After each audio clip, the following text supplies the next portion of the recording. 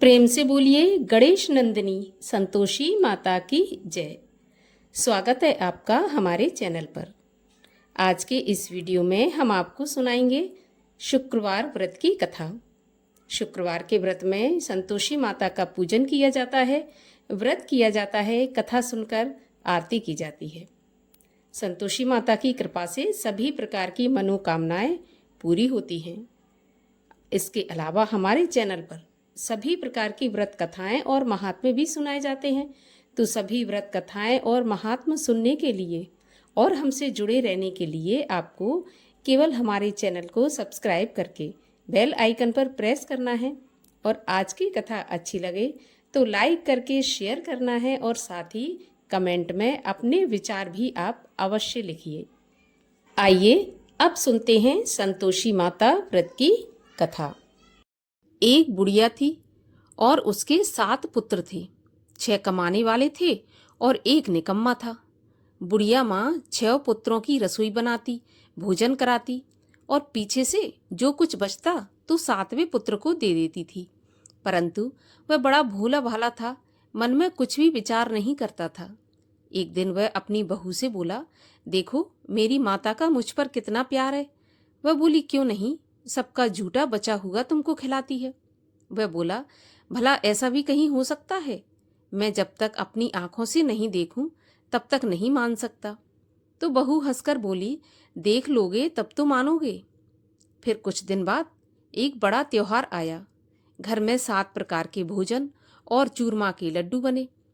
वह जांचने को सिर दर्द का बहाना बनाकर पतला सा कपड़ा सिर पर ओढ़कर रसोई घर में सो गया और कपड़े में से सब देखता रहा।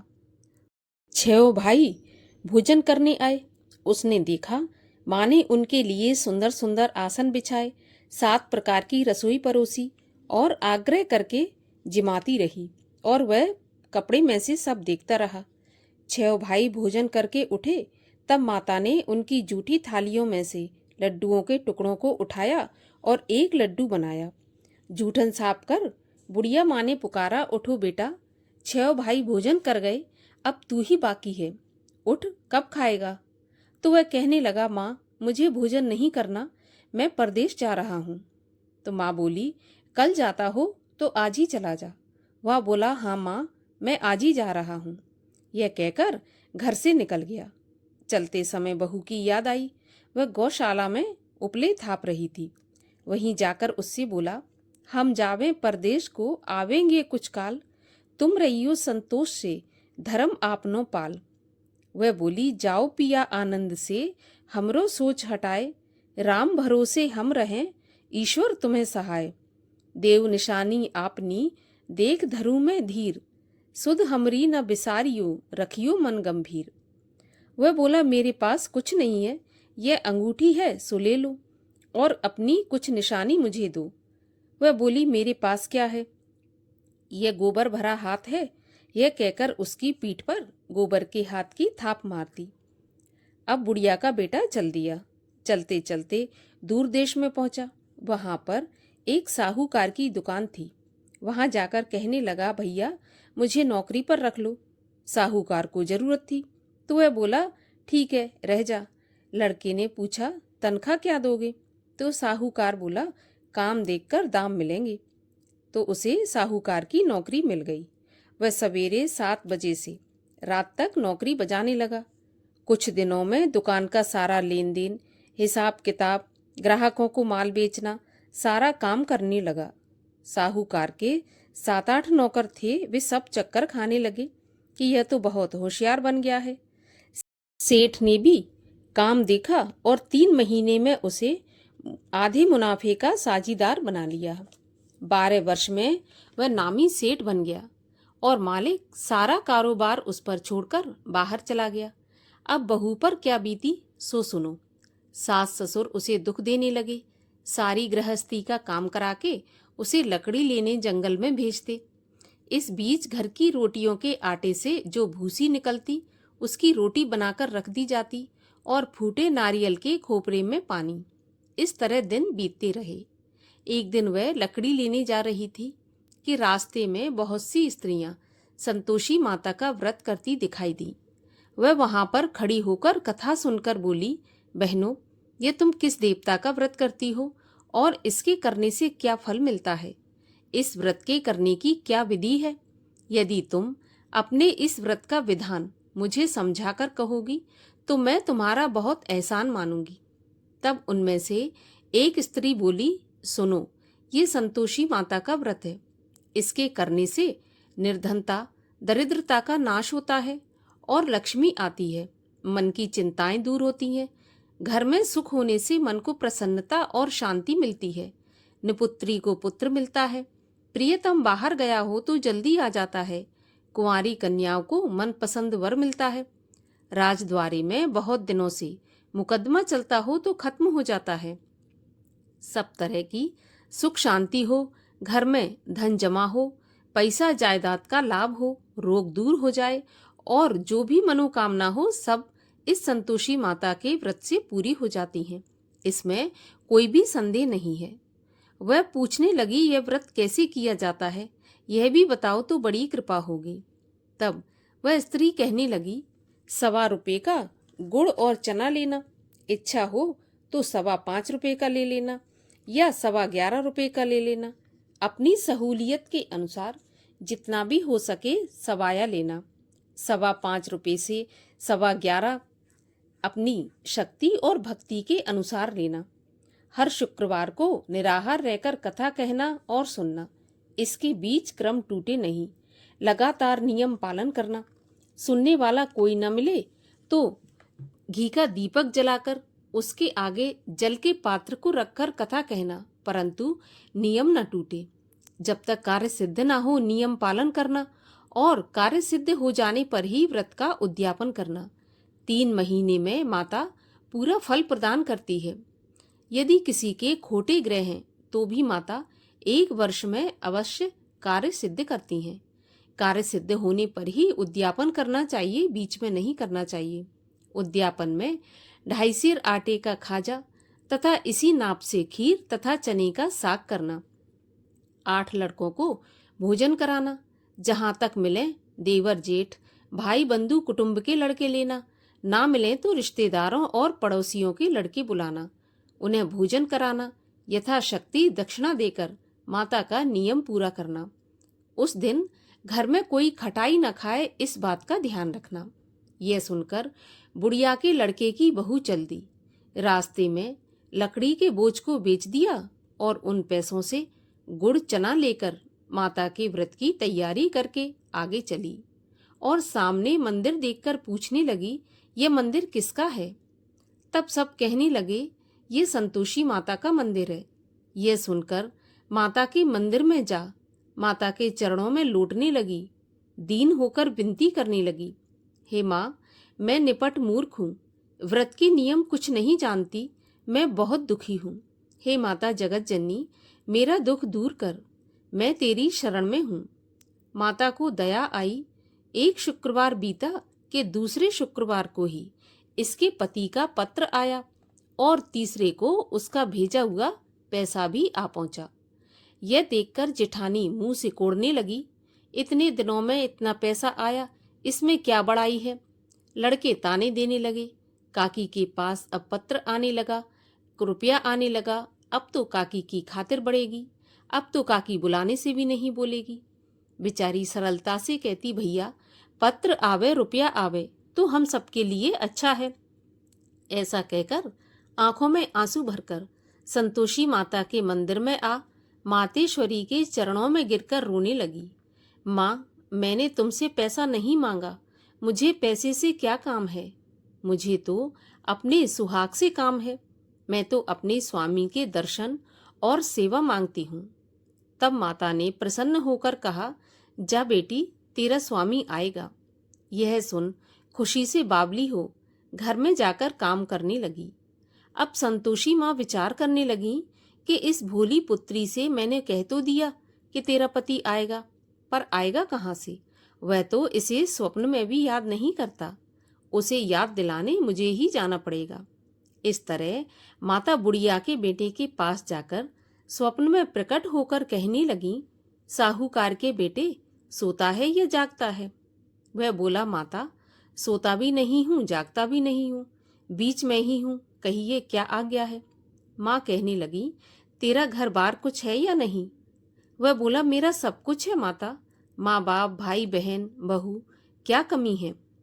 माँ बोली, भोले पुत्र, तेरी पत्नी घोर कष्ट उठा रही है, माँ बाप उसे दुख दे रहे हैं, वह तेरे लिए तरस रही है, तू उसकी सुध ले। वह बोला, हाँ माता, यह तो मुझे मालूम है, परंतु मैं जाऊं तो जाऊं कैसे?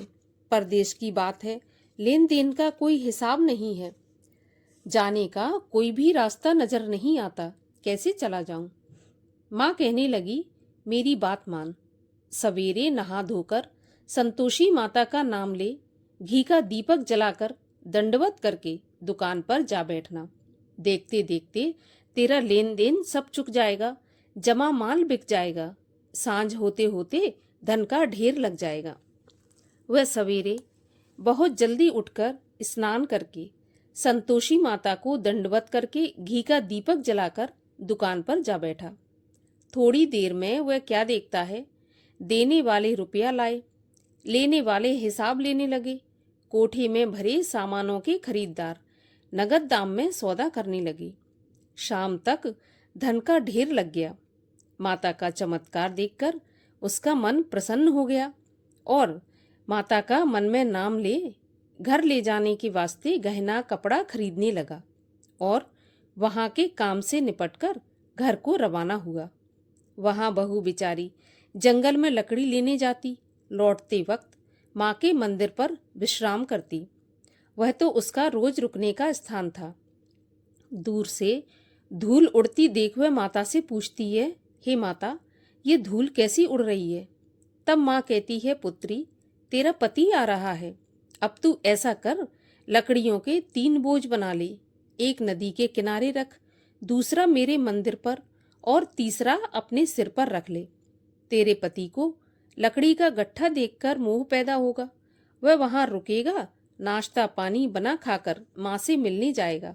तब तू लकड़ियों का बोझ उठाकर घर जाना और बीच चौक में गट्ठा डालकर 3 आवाजें जोर से लगाना, लो सासू जी, लकड़ियों का गट्ठा लो, भूसे की रोटी दो, नारियल के खोपरे में पानी दो, आज कौन मेहमान आया है?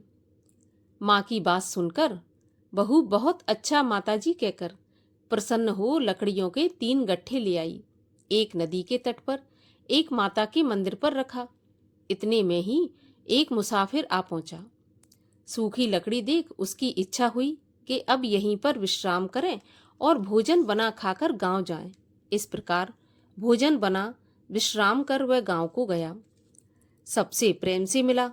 उसी समय बहू सिर पर लकड़ी का गट्ठा लिए आती है। लकड़ी का भारी बोझ आंगन में डालकर जोर से 3 आवाजें देती है, लो सासू जी, लकड़ी का गट्ठा लो, भूसे की रोटी दो, नारियल के खोपरे में पानी दो, आज कौन मेहमान आया है? यह सुनकर सास बाहर आकर अपने दिए हुए कष्टों को भुलाते हुए कहती है, बहू, ऐसा क्यों कहती हो? तेरा पति ही तो आया है। आ बैठ, मीठा भात खा, भोजन कर, कपड़े गहने पहन।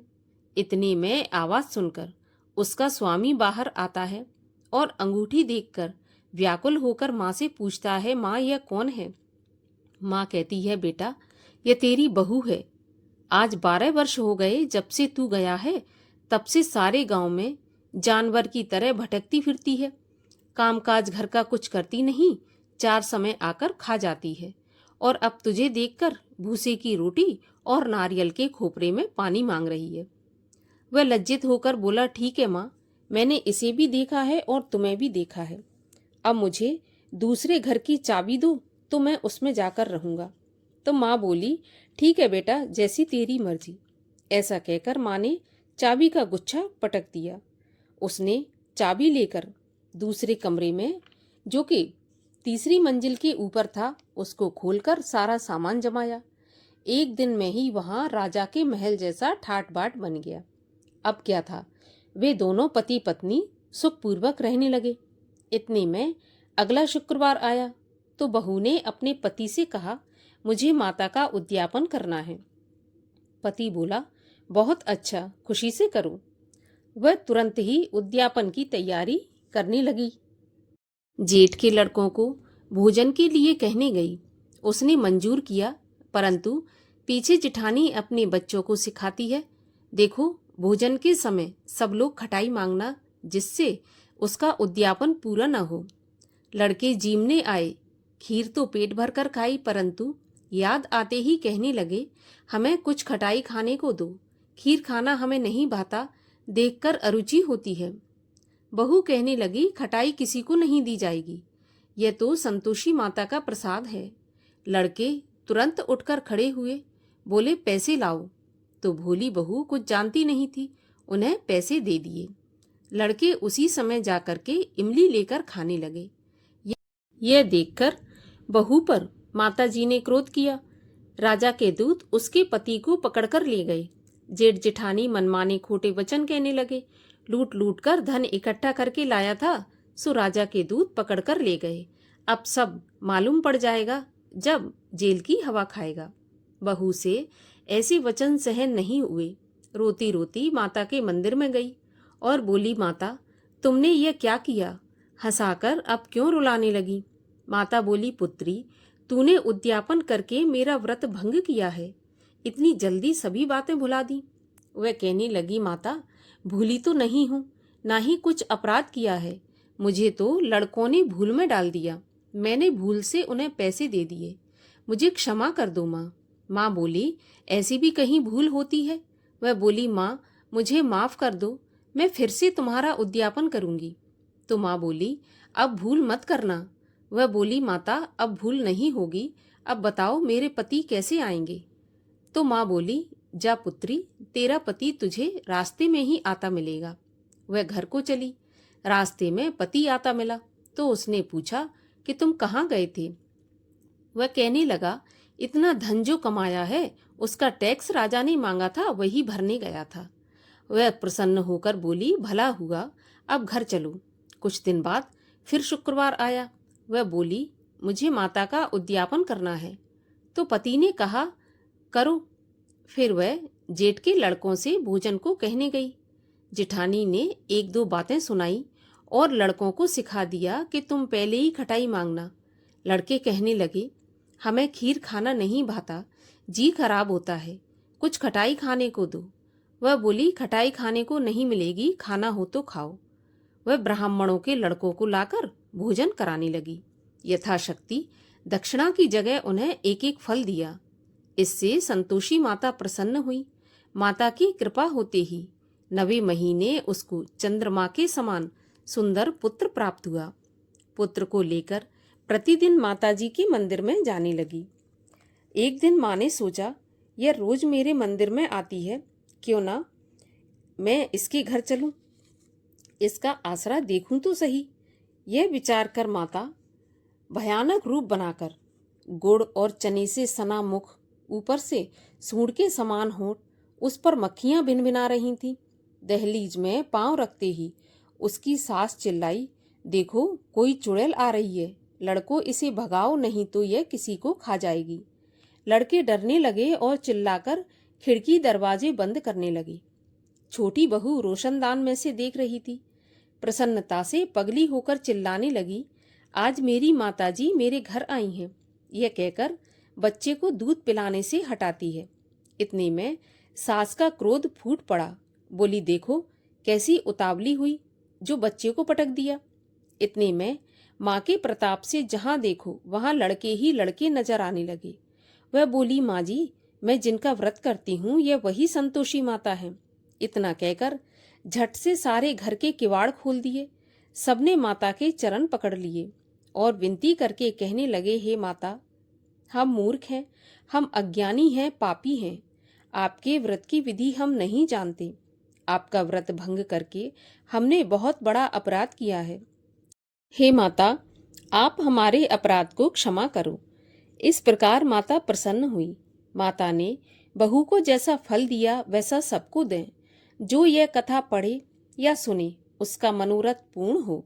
बोलो संतोषी माता की जय। संतोषी माता की आरती।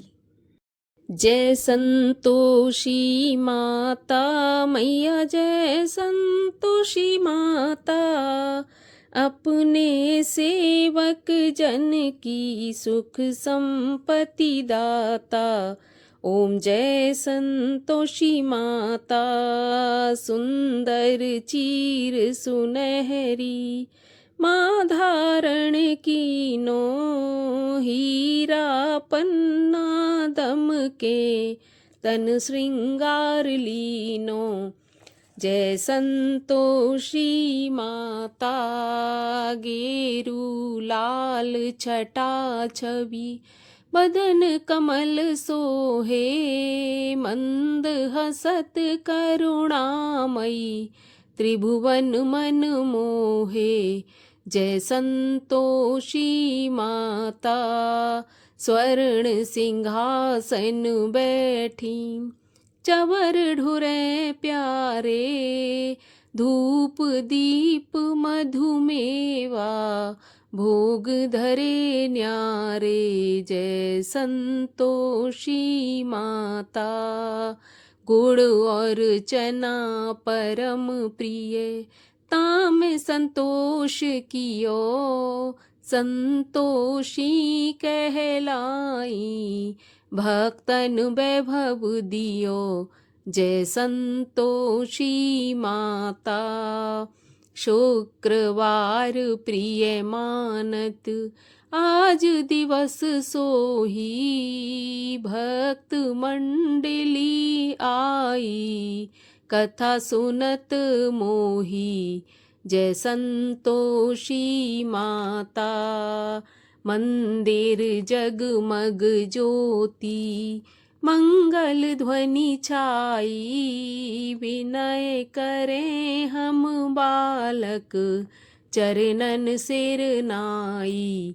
जय संतोषी माता, भक्ति भाव में पूजा अंगीकृत कीजय, जो मन बसे हमारे इच्छित फल दीजय। ओम जय संतोषी माता, दुखी दरिद्री रोगी संकट मुक्त किए, बहुधन धान्य भरे घर सुख सौभाग्य दिए। जय संतोषी माता, ध्यान धरे जो तेरो मन वांछित फल पायो, पूजा कथा श्रवण कर घर आनंद आयो। जय संतोषी माता, शरण गहे की लज्जा रखियो जगदम्बे, संकट तुम ही निवारो दयामयी अम्बे। जय संतोषी माता, संतोषी माँ की आरती जो कोई जन गावे, रिद्धि सिद्धि सुख संपत्ति जी भर के पावे। जय संतोषी माता, बोलिए संतोषी माता की जय।